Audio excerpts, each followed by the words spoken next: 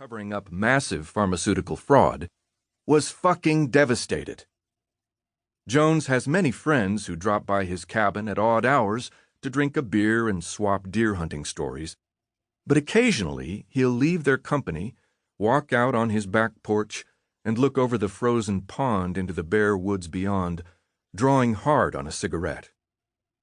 Jones continued exploring Fiorello's finances and found more checks written by Janssen, as well as by two other pharmaceutical companies, Pfizer and Novartis. As an investigator, I was taught to look for the big picture, Jones says. Not just what happened, but why it happened. So I started looking into what these drug companies were doing in Pennsylvania in the first place. The funds were being used to support and expand the Pennsylvania Medication Algorithm Project, PennMap, a protocol to diagnose and treat bipolar disorder, schizophrenia, ADHD, and major depression.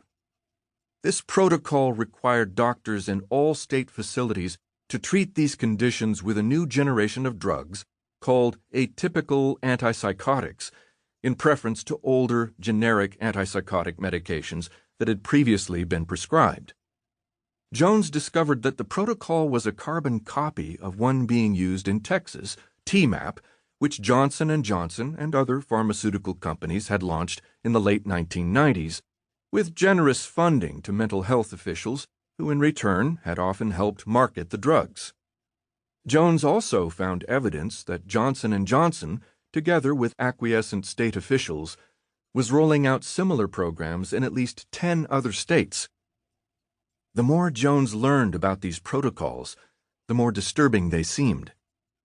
They made Risperdal and other atypical antipsychotics the treatment of choice for a wide range of mental disorders. Since atypicals were far more expensive than first-generation antipsychotics, Risperdal cost about 45 times more than previous medications. Texas Medicaid payments for atypicals had skyrocketed from $28 million in 1997 to $177 million in 2004. The same was happening in Pennsylvania. Between 2000 and 2003 alone, Medicaid spending for atypical antipsychotics rose by 55%. Yet, despite their cost, Jones discovered that much of the supposedly impartial medical research used by pharmaceutical marketers to convince state officials that Risperdal and other atypicals worked better than older medications had been ghostwritten by the pharmaceutical companies. Unbiased clinical trials not only suggested no increase in effectiveness, but revealed serious side effects caused by atypicals, which the pharma-sponsored studies had downplayed. Risperdal could cause muscle spasms, medically serious weight gain, and an increased risk of diabetes, stroke, pituitary tumors, and death. Patients on Risperdal might develop disfiguring and irreversible twitching of the face, torso, and limbs. Some male patients grew lactating breasts and required mastectomies. Though Johnson & Johnson apparently concealed major research from the Food and Drug Administration, FDA, the FDA knew enough about Risperdal to forbid the company from claiming that the drug was superior to earlier antipsychotics, to require warnings of the neurological side effects, weight gain, and diabetes it could cause, and to impose, in one demographic, the agency's strongest or black box warning reserved for drugs with life-threatening side effects. The FDA approved extensive use of the drug only for adult schizophrenics.